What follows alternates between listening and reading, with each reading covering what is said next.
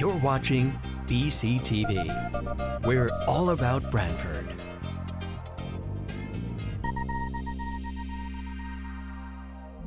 You're watching BCTV, Branford Government Television, a service of Branford Community Television. This program is brought to you in part through the support of the town of Branford.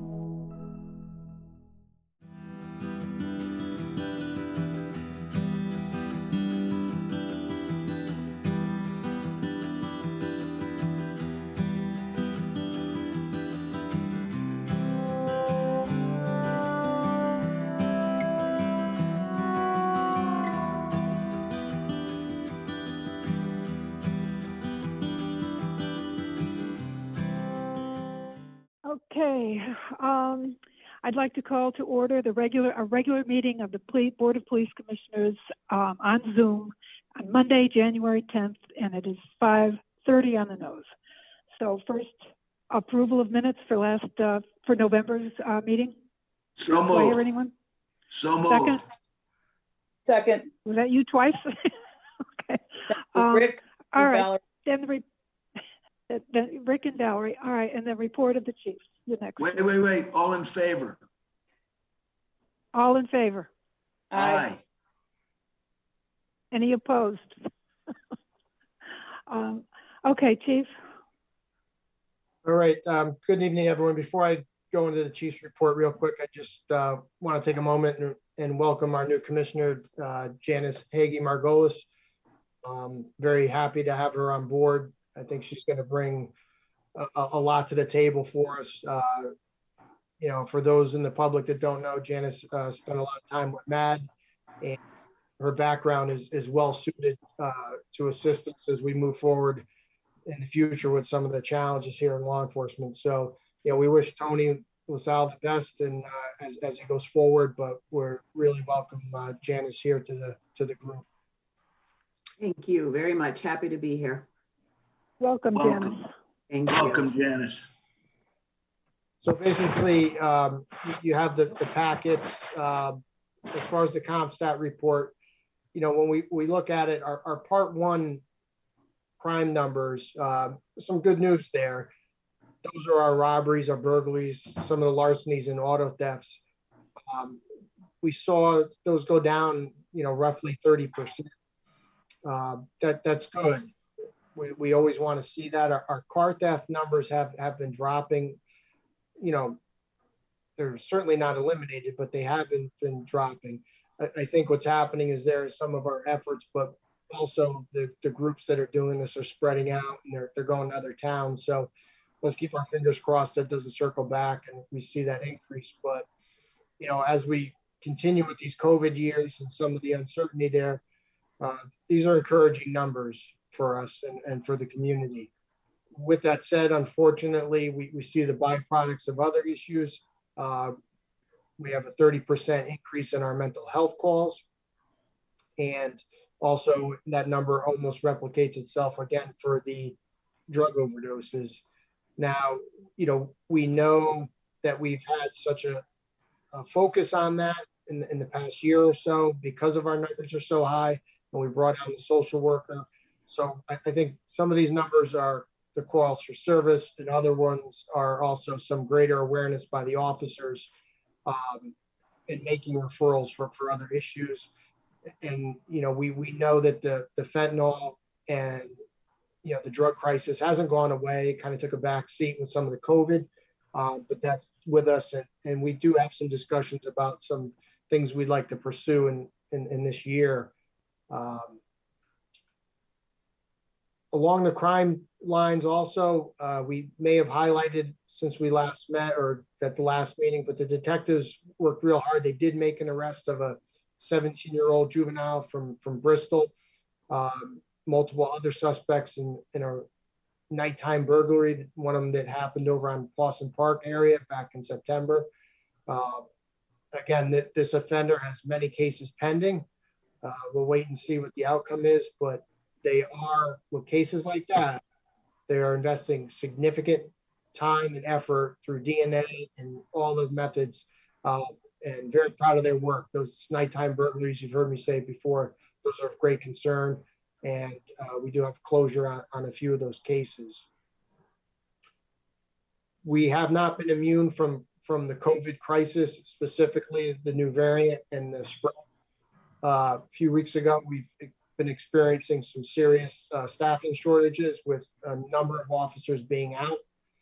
Thankfully, we've seen a pretty quick recovery rate. So as we lose some come back. So that rotation is working out pretty well. We've had our telecommunicators, our 911 dispatchers, they also got hit, and as well as our line officers, our detective bureau, and just about every facet of the department has gotten hit. But what I will say, and I'm very proud to say this, when a few would go down, others would step up and cover the shifts. So we didn't have any interruptions. We didn't have to modify our services at all. But again, we've had some serious vacancies caused by that. And I don't think that that's going to change. And not to dig deeper into it, but, these are vaccinated officers also. So, it wasn't one subgroup that was targeted, it was everybody. Also along those lines, recently, Captain Matras, Lieutenant Ramey, and many others in the staff, they handed out set up the traffic patterns for the Foot Park for the COVID test distribution. Tough planning all the way from the selectman's office to the fire chief and, the volunteers. We had some limited sites due to the time frame, wanted to get them out. Commend the officers that worked at the traffic flow went as best as we could hope for. I did get several emails and good feedback from some of our residents. And in a situation like that, that's difficult to do because we don't have enough to give out. So if someone isn't going to get it in the traffic flow, I'm sure you saw that on the news. So I want to thank the fire department, the volunteers, and those officers, that everyone, and especially Trista, who worked hand in hand with everyone to get that going and out there. So as far as COVID relief funds, the CRF grant that had come out, there was a segment of that the state put aside for police departments that had a threshold of population and certain crime rates. We were granted $30,000 for basically crime deterrence and any other police activities because of the spike in crime. There's a meeting with the governor and they doled out some of that money to us. So we ran that over the past few months.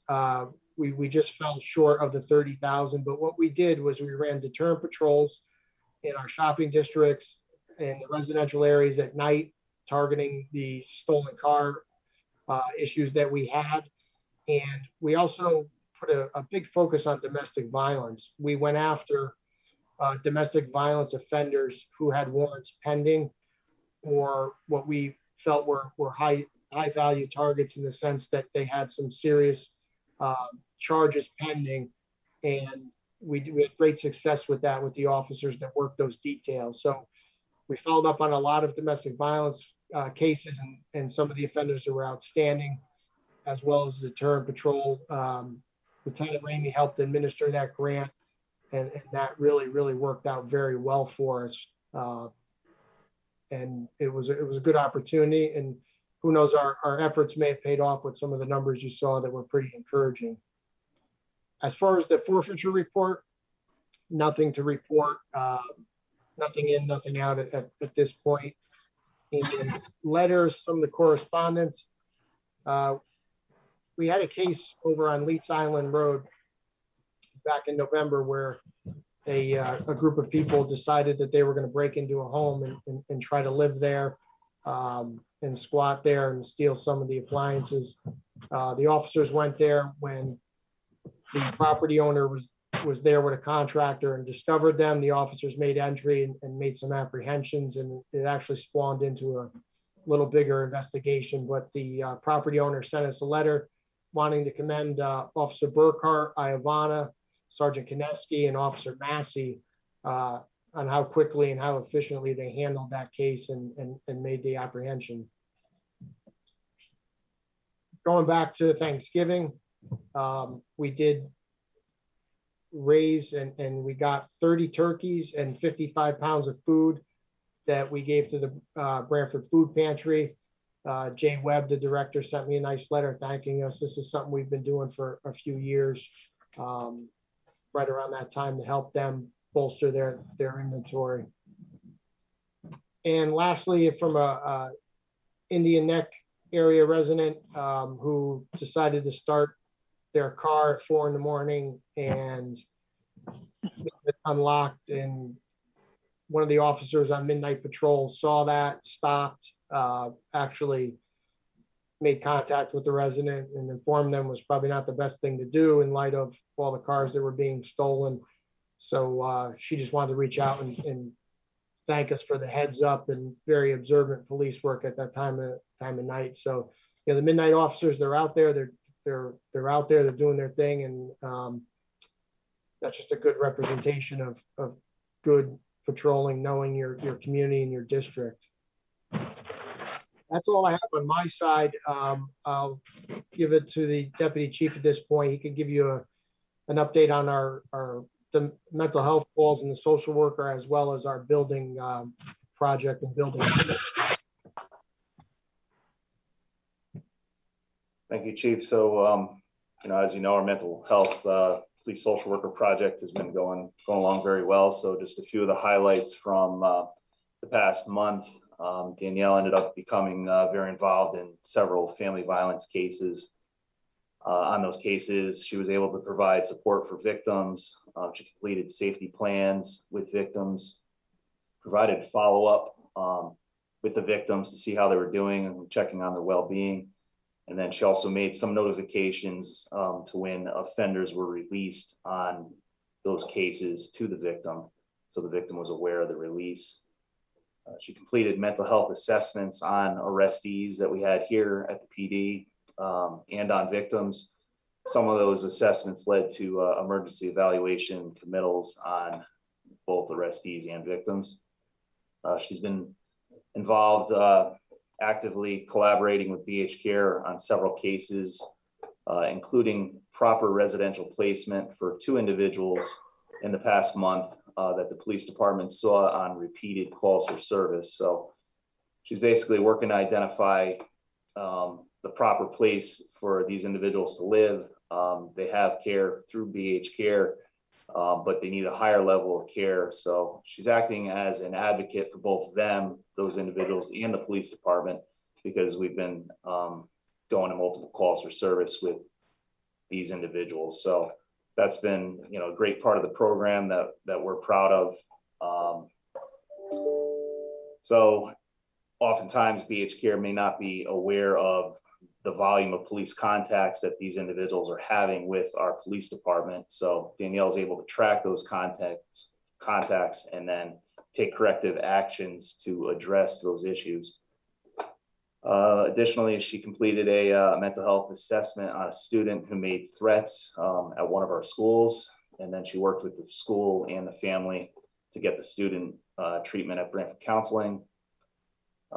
She's met with the Associate Director of Social Work Department at Yale New Haven Hospital.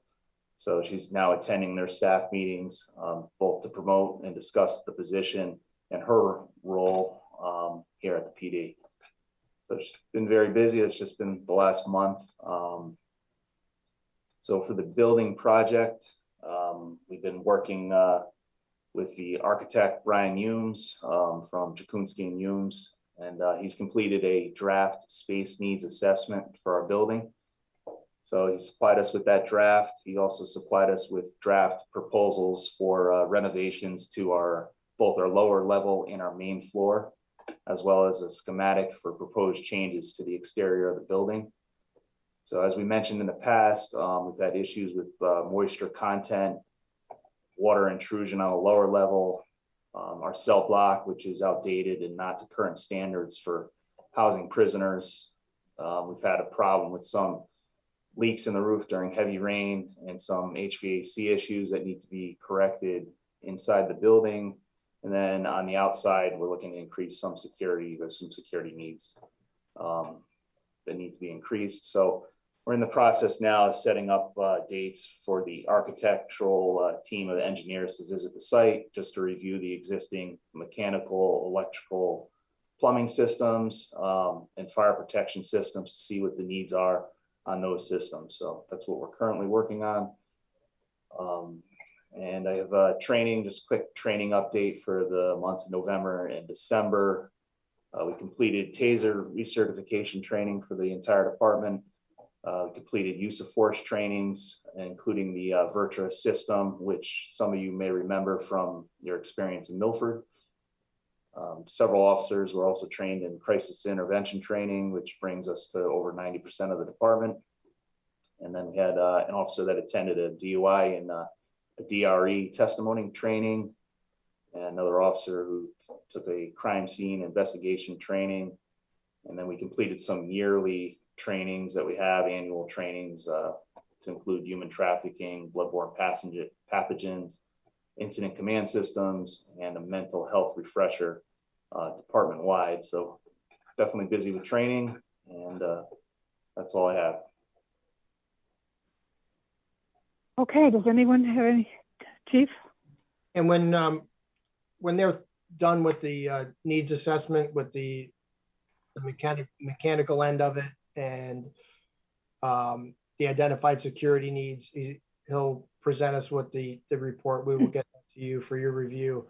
Right now, he just has an initial draft, which is lacking all those reports on the mechanical side. As far as, you know, we do have the moisture report from a previous firm that we had hired about, probably 2 years ago now, on how that moisture needs to be remediated and the steps to take. So stay tuned for all that. We'll get it to you as soon as all these different engineers get in the building and tell us what they think and where we need to go. But again, for those that weren't part of the initial discussions, this is just to address not only our current needs, the shortcomings in the building, the issues we're having specifically on the lower level. And I think all of you have toured the building and seen it firsthand. But also, while we're doing that, it doesn't make any sense not to address the future needs of the department as far as our space. As of today, we are officially at capacity in our women's locker room. Today was the first day of employment for Audra Clyburn. Our newest officer will be going to the academy at the end of the month. So we are out of space for certain needs within the building. So they're going to address that too. So stay tuned. We'll get you more as soon as we can. I think it'll probably take another couple months for all these reports to be compiled and be ready. Okay, does anyone have any comments or questions for the chief or the deputy chief? No? I'm good. Oh. Val, no? Oh, I'm good. Okay, well then. Okay, then I guess you're up for traffic. Hey, before we go to traffic, I want to bring up another issue that we need to kind of get on our agenda. We need to certify the budget, and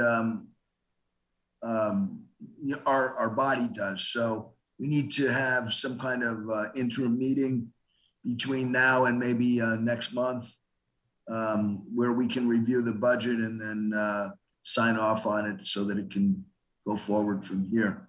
Well, Rick, I think if you want to give us a date on that, then we can all, make it happen. Sure.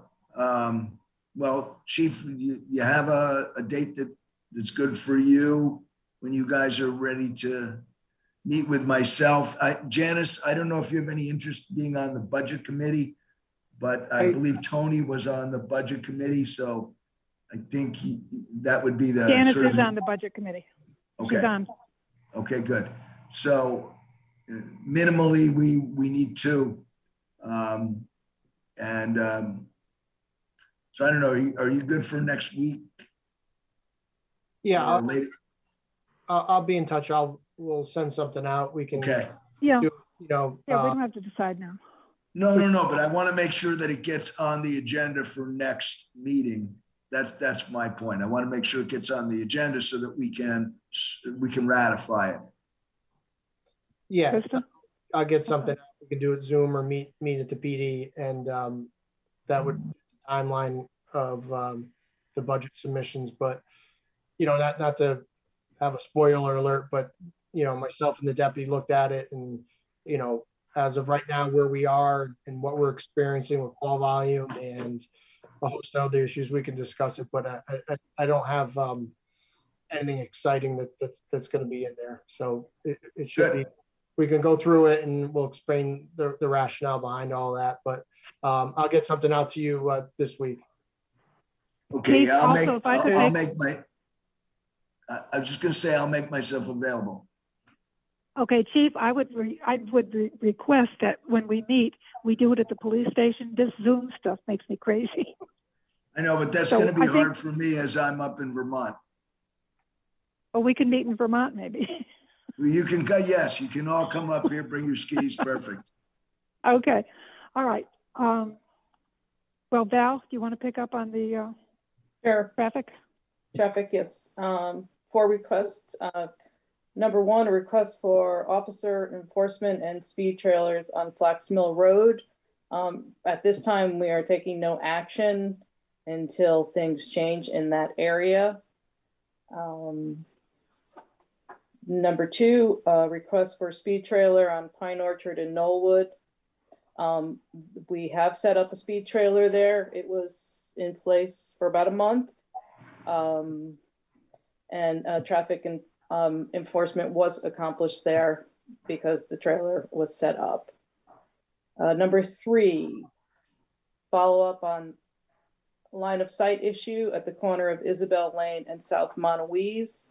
This is ongoing. We did contact the state supervisor, George Glenn. He does agree there's cause for concern here, as we all agree, and a letter has been sent to the homeowner. Number 4, follow up on Limewood Avenue traffic patterns. At this point, we have no action on number 4. And that's all there is. Okay. Report of the chair. I don't have a report to give, so our next meeting now is Valentine's Day. Did we always meet on Valentine's Day, or did we skip it? We don't Anybody? skip it, Jill. We don't skip it. We just make it another day if that's what you'd Okay. like to do. Okay, so instead of the 14th, could we do the 15th of February? What day is that, please? That's Tuesday. Tuesday. Yes. Yeah. Is that good for everybody? Mhm. Yes. Okay. Good for me. Okay. It's actually it is on the schedule posted for February 15th on a Tuesday. Perfect. Beautiful. Okay. Okay, good. All right. Well, no citizen comments, I assume. So if everybody is in accordance, we can just I'd end the like to meeting? make a motion to adjourn. Okay. I second. Second. Do I hear a second? I second. Janice? I'm good. Okay. Favor? This meeting is concluded then. All in favor, say aye. Aye. Aye. All right. Have a good night, you. everyone. Thank you. Everybody. Care.